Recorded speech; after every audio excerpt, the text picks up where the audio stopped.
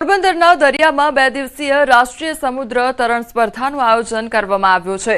Shriram C swimming club દ્વારા સતત 25મા વર્ષે આ સમુદ્ર તરણ સ્પર્ધાનું આયોજન કરવામાં આવ્યું છે। આ સ્પર્ધામાં ગુજરાત સહિત દેશભરના 16 રાજ્યમાંથી 1400થી વધુ સ્પર્ધકોએ ભાગ લીધો છે। પ્રથમ દિવસે 1 કિલોમીટર તેમજ પેરા સ્વિમરો માટે 5 કિલોમીટરની સ્પર્ધા યોજવામાં આવી હતી। આ તરણ સ્પર્ધા દરમિયાન કોઈ દુર્ઘટના ન સર્જાય તે માટે ભારતીય નેવી તેમજ કોસ્ટગાર્ડ સહિતની સુરક્ષા એજન્સીઓ 108 સહિત સ્થાનિક માછીમારો દ્વારા સતત રેસ્ક્યુ સહિતની કામગીરી હાથ ધરવામાં આવી રહી છે।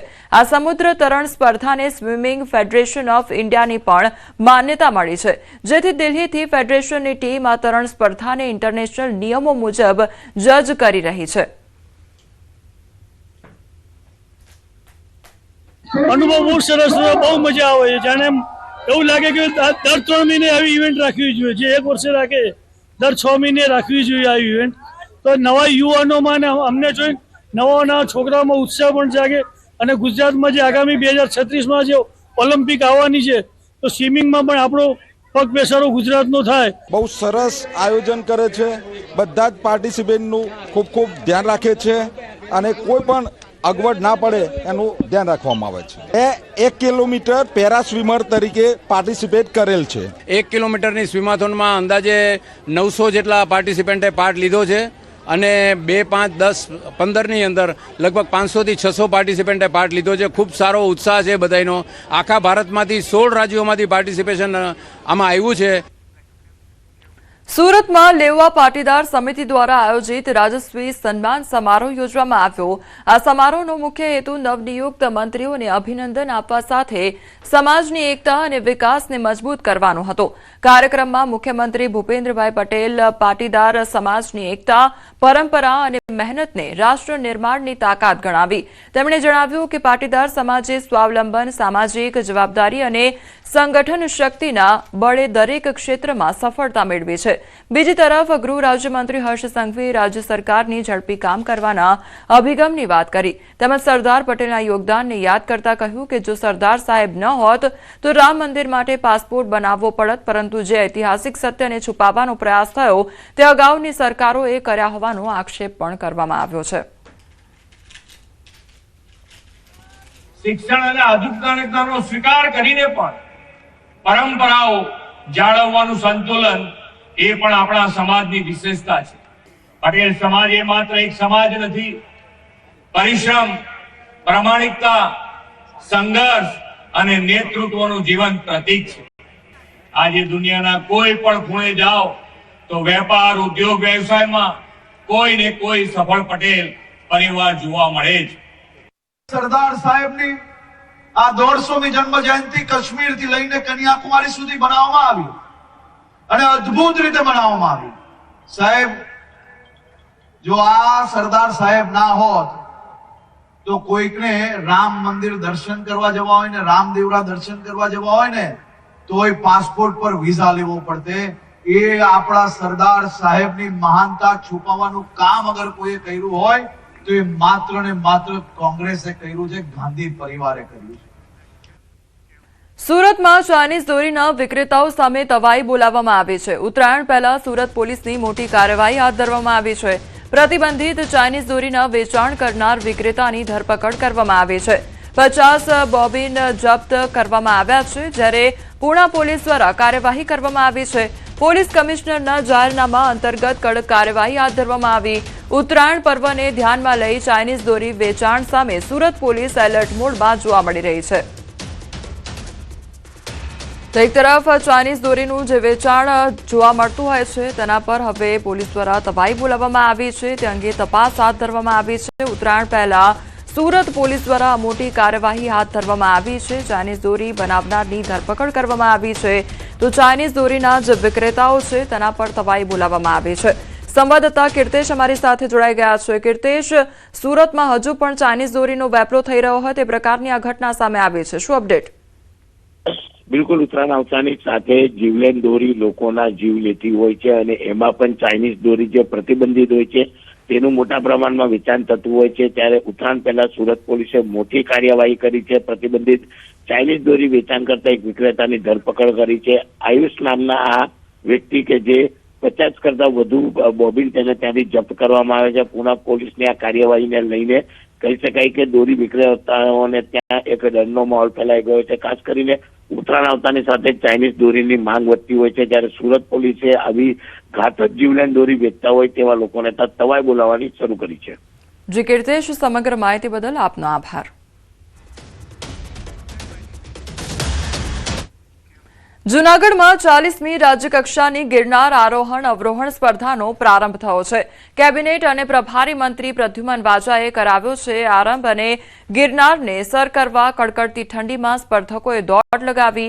1115 સ્પર્ધકોએ ભાગ લીધો. તો આ સ્પર્ધામાં ભાઈઓ માટે 5500 પગથિયા અને બહેનો માટે 2200 પગથિયાની સ્પર્ધા યોજવામાં આવી હતી. સિનિયર ગર્લ્સ, જુનિયર ગર્લ્સ અને સિનિયર બોયઝ તેમજ જુનિયર બોયઝ આમ 4 કેટેગરીમાં સ્પર્ધાનું આયોજન કરવામાં આવ્યું છે. હું 2 વર્ષથી ગિરનાર આરોહણ સ્પર્ધામાં ભાગ લઈ રહ્યો છું. ગિરનાર સ્પર્ધામાં ખૂબ મજા આવે, કઠિન પણ હોય છે સ્પર્ધા. એક મહિનો દિવસ પહેલા એની તૈયારી કરવી પડે. જુનાગઢ ગિરનાર આરોહણ સ્પર્ધામાં ભાગ લીધેલ છે, તો આ બીજું વર્ષ છે. એક વખત લીધો હતો અને આ બીજું વર્ષ છે. અનુભવ એટલે મજા આવે આમ ચડવાની. એ આટલું વણ હાથે એવું લાગે તો ફરી વખત પોર પાસે આવશે. આ સ્પર્ધાનું આકર્ષણ એ છે કે RFID, CCTV કેમેરા આ બધા જ દ્વારા આનું મોનિટરિંગ થઈ રહ્યું છે. ડિજિટલ ટેકનોલોજીનો ઉપયોગ કરી અને સ્પર્ધકોને નંબર જાહેર કરવામાં આવે છે અને વેબકાસ્ટ, વાઈફાઈનો ઉપયોગ કરી અને વેબકાસ્ટ દ્વારા પણ આનું પ્રસારણ કરવામાં આવે છે. ત્યારે બધા જ સ્પર્ધકોને હું ખૂબ અભિનંદન સાથે શુભેચ્છા પાઠવું છું. બારડોલીમાં ભારતીય ચૂંટણી પંચ દ્વારા હાથ ધરાયેલ SIR અંતર્ગત મતદાર યાદી સુધારણા કાર્યક્રમના પ્રથમ તબક્કાની કાર્યવાહી પૂર્ણ થયા બાદ હવે અધૂરા પુરાવા વિનાના તેમજ નવા મતદારોના ફોર્મ માટે મેપિંગ કામગીરીનો પ્રારંભ કરવામાં આવ્યો છે. તારીખ 10 સુધી ચાલનારા આ કાર્યક્રમ દરમિયાન મતદાર યાદીમાં નોંધપાત્ર વધારો થવાની શક્યતા છે. તો બારડોલી વિધાનસભા વિસ્તારમાં કુલ જમા થયેલા ફોર્મ પૈકી અધૂરી વિગતો ધરાવતા નાગરિકોને નોટિસ પાઠવી નિર્ધારિત સ્થળોએ માન્ય દસ્તાવેજો સાથે હાજર રહી ફોર્મનું સંપૂર્ણ મેપિંગ કરાવવાની સૂચના આપવામાં આવી છે. બારડોલી નગરપાલિકા કચેરી, તાલુકા સેવા સદન સહિત કુલ 25 સ્થળોએ સુવ્યવસ્થિત આયોજન કરવામાં આવ્યું છે. ચૂંટણી અધિકારીઓએ તમામ નાગરિકોને આ મતદાર નોંધણી કાર્યક્રમમાં સક્રિય રીતે જોડાવા અપીલ કરી છે. બારડોલી વિધાનસભા મત વિસ્તારના અંદર 2,93,650 જેટલા વોટર્સ હતા, જે પૈકી 2,28,321 જેટલા ઇન્યુમરેશન ફોર્મ ભરાઈને અમારા પાસે પરત આવેલ હતા. આવા નો મેપિંગ વાળા જે લોકો છે એને અમે નોટિસ આપીને સુનાવણી માટે બોલાવીએ છીએ. 11 જેટલા માન્ય પુરાવા છે એ અમને રજૂ કરવાના રહે છે. કુલ 28 જેટલા AERO આ કામગીરી કરી રહ્યા છે અને 25 જેટલા લોકેશન પર આ સુનાવણી થઈ રહી છે, જેથી લોકો પોતાના નજીકના વિસ્તારના અંદર જ આ પુરાવા રજૂ કરી શકે. અમદાવાદના વધુ એક બ્રિજમાં તિરાડ જોવા મળી છે. ઇન્દિરા બ્રિજ પર તિરાડ અને ખાડા જોવા મળ્યા છે. અમદાવાદ ગાંધીનગરને જોડતા બ્રિજ પર તિરાડ જોવા મળી છે. દરરોજ 1 લાખથી વધુ વાહન ચાલકો અહીંયાથી પસાર થતા હોય છે. તો અમદાવાદનો આ મામલો સામે આવ્યો છે કે જ્યાં હવે ઇન્દિરા બ્રિજમાં પણ તિરાડ જોવા મળી રહી છે. સંવાદદાતા વિભુ અમારી સાથે જોડાઈ ગયા છે. વિભુ, હવે તો ઇન્દિરા બ્રિજમાં પણ તિરાડ જોવા મળી રહી છે, એટલે ત્યાં કયા પ્રકારનો અત્યારે માહોલ જોવા મળી રહ્યો છે? શું કોઈ પણ પ્રકારની સુરક્ષાની ધ્યાન રાખવામાં આવી રહ્યું છે વિભુ?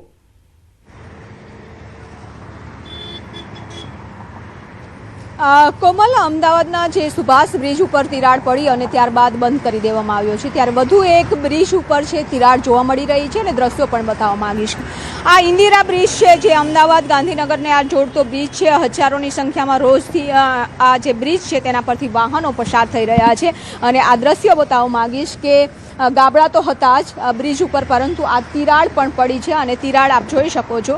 કે કેટલી મોટી તિરાડ છે તે પડી રહી છે અને આ વચ્ચેનો ભાગ પણ હવે અહીંથી તૂટી અને આ બેસી રહ્યો છે.